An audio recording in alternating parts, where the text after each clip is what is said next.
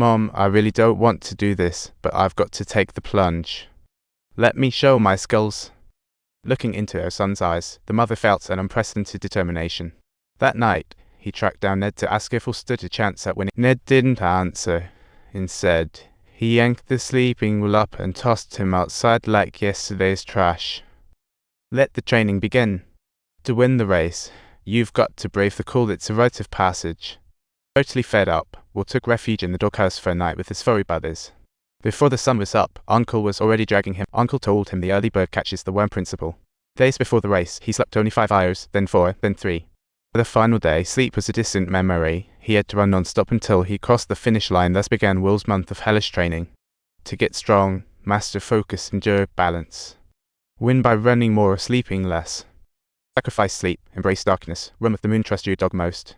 After a month's training, he set. Before he left, Mom gave him a heartfelt pep talk, and the girl who had a crush on him gifted him a warm hat.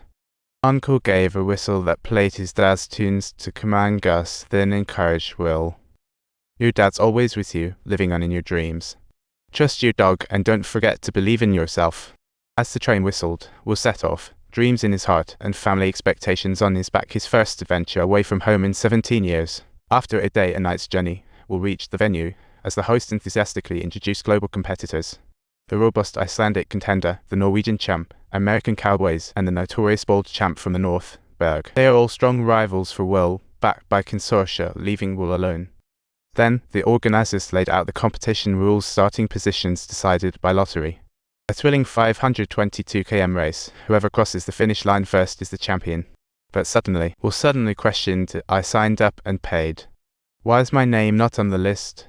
The university blocked the mail, making his application late.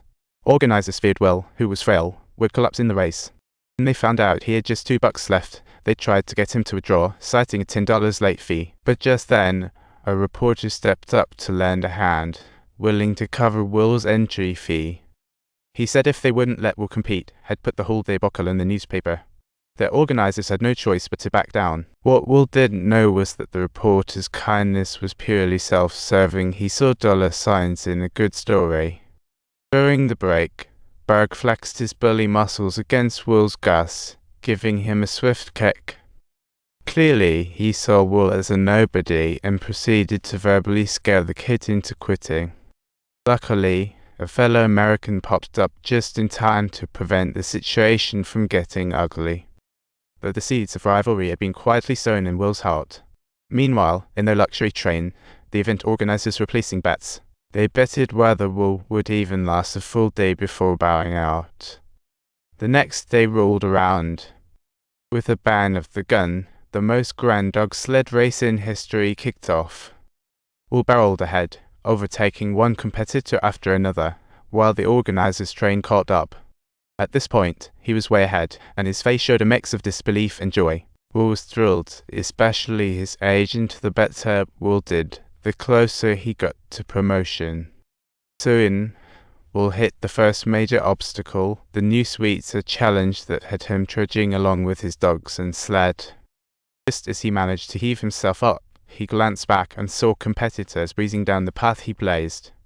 Although he felt quite disheartened, he had to swiftly adjust his mental state and keep moving forward. Descending the mountain proved to be incredibly easy. But as they say, what's easy going up is rarely easy coming down. Some competitors lost their footing, almost going splat. At the last moment, he threw a grappling hook and survived.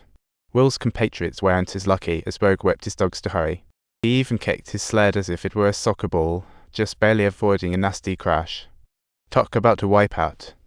The intense momentum of the wild slide compelled him to release his hands, causing him to lose balance and roll faster and faster on the snowy ground until he crashed right into a tree.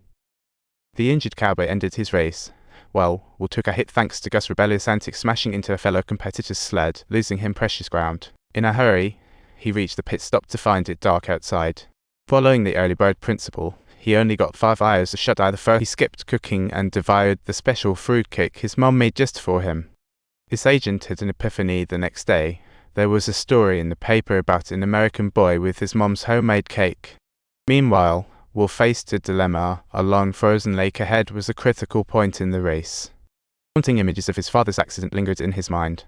Unable to face it, he took the long way around. This detour extended his journey significantly, and after a long trek, Will was utterly exhausted. Worn out, he fell asleep in the snow. The next day, with him still sneezing, Gus sensed something was off and pressed on with the others. Arriving at the pit stop later at night, Gus proved his instinctive nature. Gus barked as if to say, "Hey, buddy, are you still snoozing?" With Gus barking, people rushed out, and the reporter quickly got his camera ready to capture the heated scene. Seeing was still standing, Rogue launched a psychological attack. "I bet your mom is worried sick about you, huh? Don't forget to subscribe to us. See you next time."